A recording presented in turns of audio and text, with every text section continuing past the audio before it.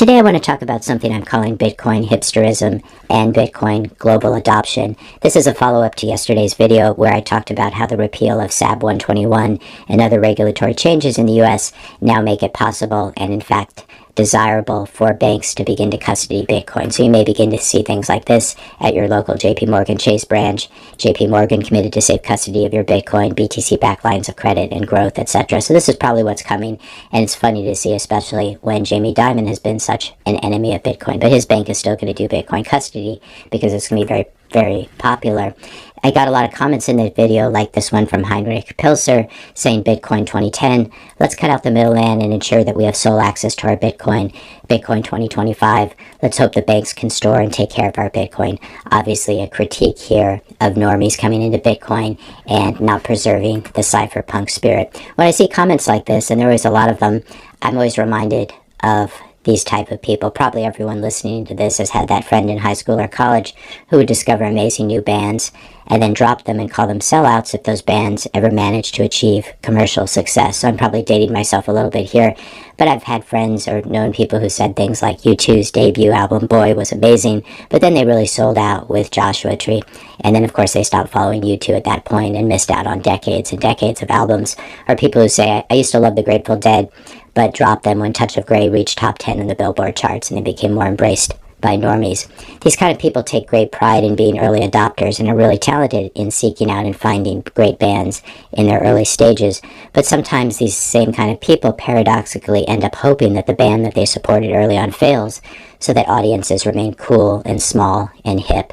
I often think of these types of people when I encounter Bitcoiners who think that a CEO putting Bitcoin on his company's balance sheet is a bad thing, or these people who think that banks being able to easily and legally custody Bitcoin for people is a bad thing. These are what I really would think of as Bitcoin hipsters. They almost want Bitcoin to fail so they don't have to witness former enemies of Bitcoin like Larry Fink embracing it or their normie neighbors using it. But here's the thing, money is a winner-take-all game. Every single currency in the world today is either rapidly cascading towards zero or is loosely or strongly pegged to the US dollar. We've been on a very strong US dollar system for the past 80 years. And even our geopolitical rivals like China and the Chinese yuan, these are pegged to the US dollar. Their pegs move around a little bit, but we're basically on a single currency in the world right now. US dollar has been the winning money for the past 80 years. That's all changing now. Bitcoin is replacing it. Bitcoin will be the new global money for the next 80, 100, 500 years. And that means that uncool, unhip people are going to be using quote-unquote our money. If you're enjoying this video so far, I just ask you to help to support this channel's educational mission. Hit the subscribe button. That really does help this channel's reach. Leave a like, leave a comment, question, suggestion for a future video, and share this video with a friend or family member. So Bitcoin is no longer only for the cool kids, the cypherpunk kids, the libertarian, anarcho-capitalist kids. It's also ethical, neutral money now for 8 billion people on Earth. And not all of those people can or even desire to make on-chain transactions and hold their own private keys, including most people, let's say, under the age of 10 or over the age of 70, with some obvious exceptions, and I know there are exceptions who listen to this channel, but in general, really it's probably 25 and up and 65 and lower who are really interested in holding their own keys, again, with some obvious exceptions that I know. Even Hal Finney saw as early as 2010 that one way that Bitcoin could scale would be through Bitcoin banks. Bitcoin also scales nicely through layer 2s like the Lightning Network, not scammy layer 2s that want to sell you an extra token, but real layer 2s like the Lightning Network that use Bitcoin as their currency. Also things like Fediments, which are a little bit custodial like banks, but they're run by federations, so they're less likely to rug you. You can imagine a network of Fediments connected by Lightning nodes, etc., and then settling some stuff on chain. Now, Bitcoiners who run their own nodes and hold their own keys are the backbone of the Bitcoin network and will continue to be with the cypherpunk ideals and are necessary to help to enforce the very strong consensus that we have in terms of the 21 million coins and just how Bitcoin functions. But this doesn't mean that we cannot also have thousands or even millions of entities, institutions, groups holding Bitcoin for someone else. In fact, having lots of custodians is actually much better for Bitcoin than having just a few giant honeypot custodians like Coinbase Custody, which is the state of the network right now.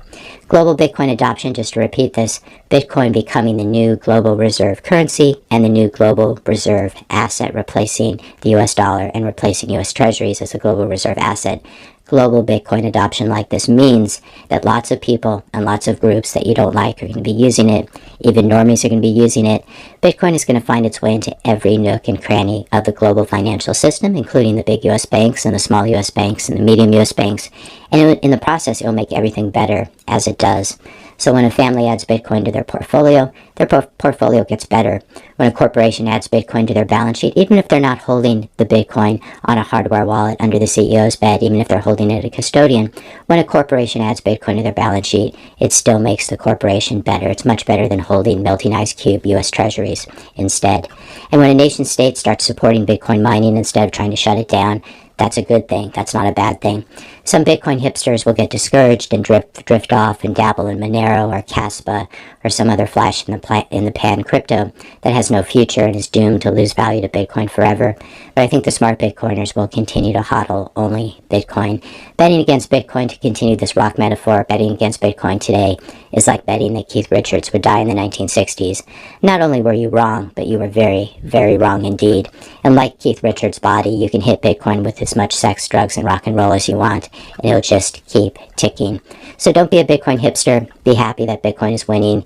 Keep holding your own private keys and running your own node. But don't get triggered when much of the world chooses not to do that.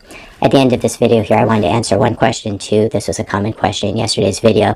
Patrick Reddy 7862 saying here, I feel like banks holding Bitcoins could suppress the price maybe.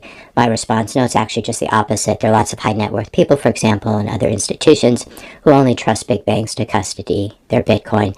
They'll only buy Bitcoin to begin with if they can do it at Wells Fargo or Goldman or JP Morgan, for example. If you enjoyed this video, be sure to hit the subscribe and like buttons.